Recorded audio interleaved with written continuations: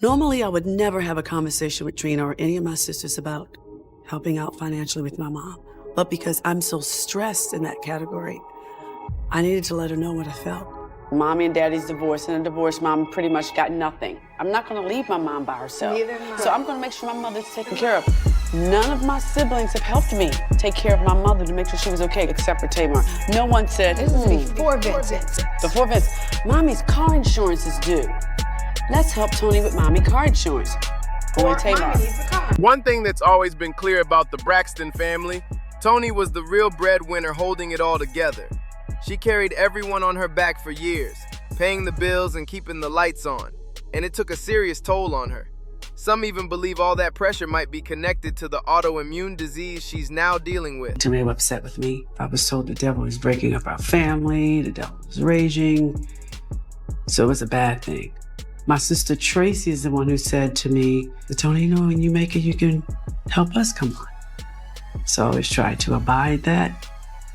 But the responsibility of it was so heavy for me. I feel I can never live my life. And I never used to say it. I never used to say anything to anybody. But since we've been doing this show, I've been saying it. Word is, Tamar's been out here saying just how much the whole situation crushed Toni.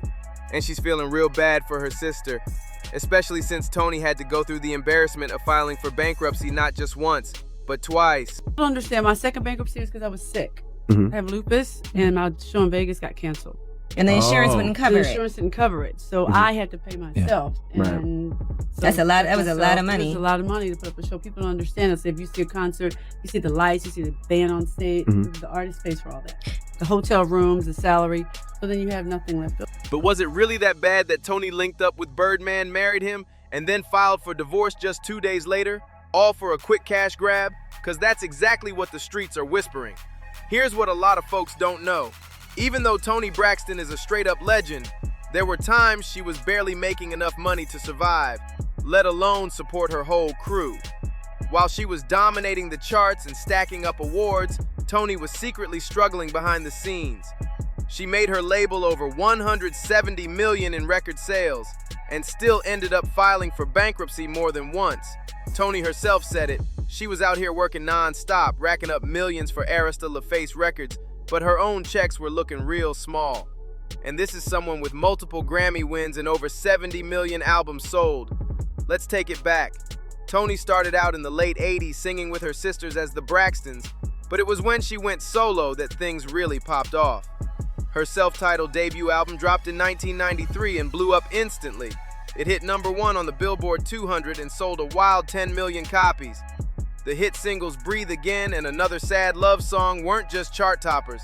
They helped launch Toni's debut album into the stratosphere. But Toni didn't stop there. She followed up with Secrets, which had the iconic heartbreak anthem, Unbreak My Heart. That track alone sold 10 million copies worldwide and still ranks as one of the biggest singles of all time. We're talking about a straight-up powerhouse here. But behind the glam, Toni was getting played hard by her own record label. Toni ended up suing her label, and in January 1998, she filed for bankruptcy. Later, she opened up about the truth. She was stuck in a shady recording deal that left her with barely $2,000 in royalties. And get this, she had to pay the label back for everything. The clothes, flights, studio time, even the music videos.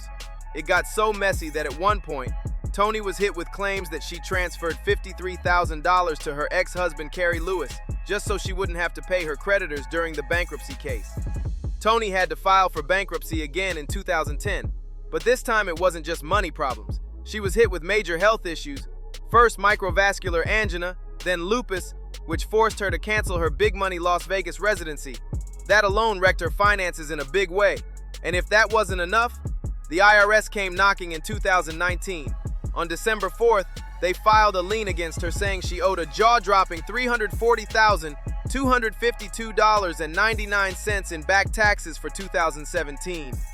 Just days later, the California Franchise Tax Board jumped in too, slapping her with another lien for $116,154.64.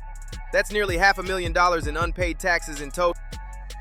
But here's the real kicker. While Toni was drowning in bills, she was still the one taking care of everybody in the family. She later revealed that even though she was footing the bills, her sisters Trina and Tawanda were demanding to get paid for working for her. Meanwhile, Tamar, who was also helping out financially, never asked for a dime. And Toni wasn't trying to make anyone work for free. She just figured that if she was paying them, they'd at least help out with their mom or handle some things around the house. But according to her, they didn't lift a single finger. Like, seriously? She's out here sick, broke, and still handling all the family's business, and they couldn't even step up for their own mom? That's cold. His mind a little bit, Wow. a little bit. And then on top of that, when we do Nothing. shows, you still charge her. I don't charge her. When the last time have I charged you for a show? Tamar It's been hasn't charged you years. for show for years. My sister Tamar never charges me to do background singing for me. My sister Trina does. My sister Tawanda, she's an executive assistant. That makes sense for her to get a salary. I just wish every situation was not about Toni's savings and loans. I have never charged Toni. All those responsibilities completely drained Toni, emotionally, mentally, and physically. And the only one who really stepped up to help her out was Tamar. Say what you want about Tamar and all the family drama she's been mixed up in, but truth is, she was the one trying to keep things running while everyone else was sitting back. Now, let's get into this whole Birdman situation. Rumors started flying back in 2016 that the two were more than just friends.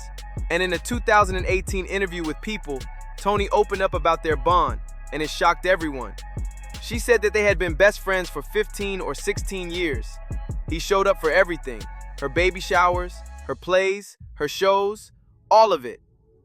Toni admitted she never expected to fall for him. She said, "I never thought we would be dating or getting married.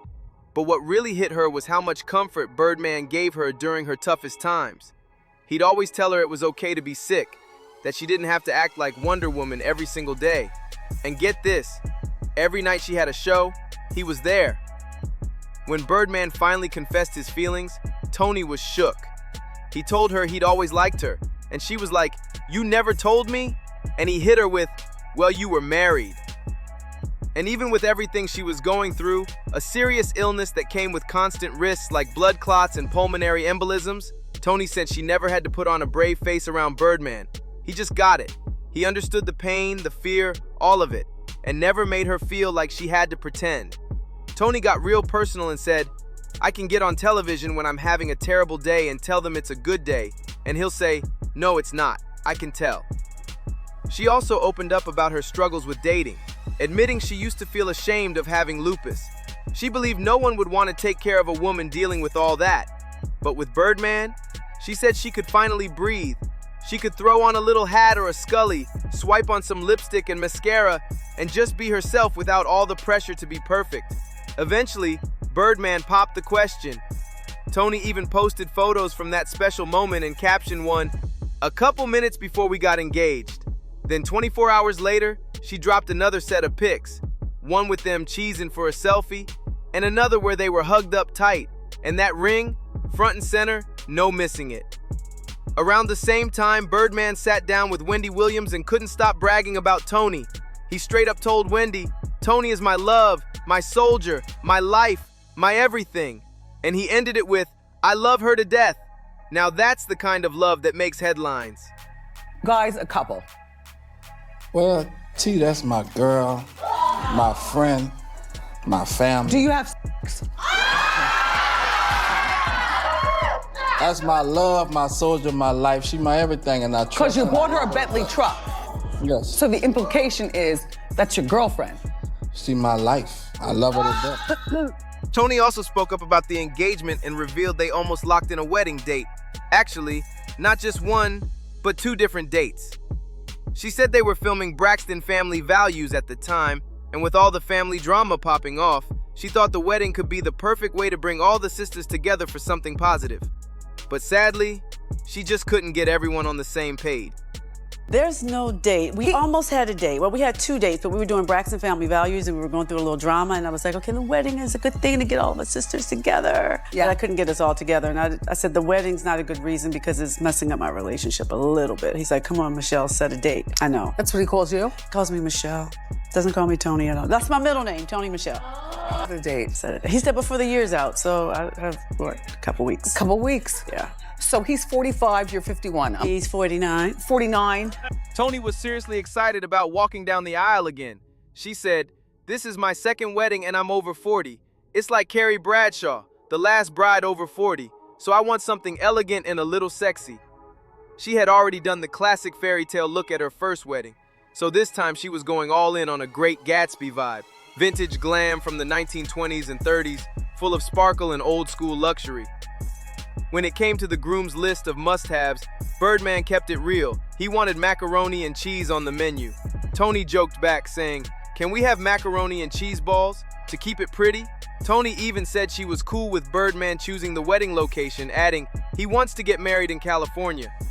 She mentioned they had also considered Atlanta, but Birdman shut it down fast. He didn't want any memories of her first wedding getting in the mix. But here's where it gets messy. The wedding never happened.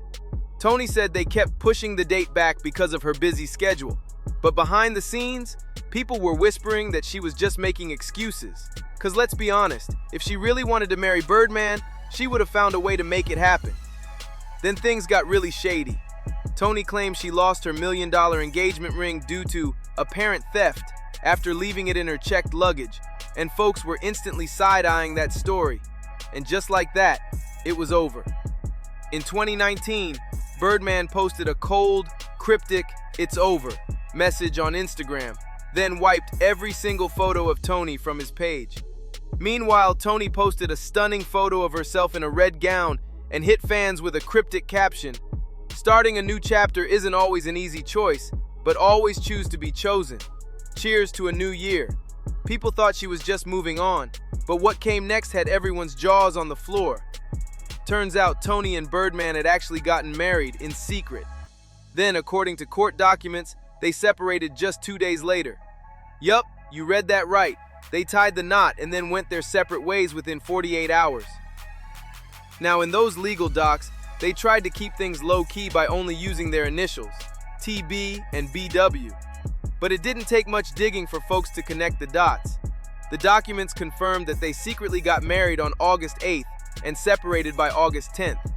Just 2 weeks after that, Toni filed for divorce, and in the paperwork, she and her lawyer described the marriage as irretrievably broken. Sounds final, right? Well, not so fast, because in a wild twist, Toni ended up dismissing the divorce petition in January 2025, and Birdman signed off on it too.